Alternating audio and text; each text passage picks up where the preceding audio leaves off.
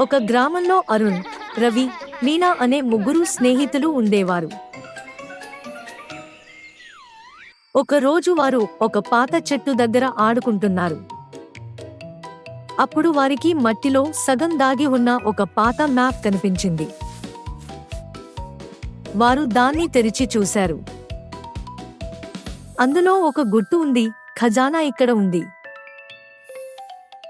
ముగ్గురు చాలా ఉత్సాహపడ్డారు. వారు మ్యాప్లో చూపిన చోటును వెతుకుతూ అడవిలోకి వెళ్లారు. ఒక పెద్ద రాయి దగ్గర వారు మట్టిని తవ్వడం ప్రారంభించారు. కొంతసేపటికి వారికి ఒక పాత పెట్టె దొరికింది. వారు దాన్ని మెల్లగా తెరిచారు. అందులో బంగారం లేదు, వెండి లేదు, కానీ చాలా పాత పుస్తకాలు మరియు వ్రాయడానికి వస్తువులు ఉన్నాయి.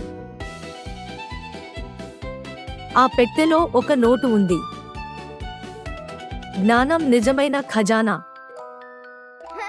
ముగ్గురు స్నేహితులు ఒకరినొకరు చూసి నవ్వుకున్నారు. వారు పుస్తకాలను తీసుకుని సంతోషంగా ఇంటికి వెళ్లారు.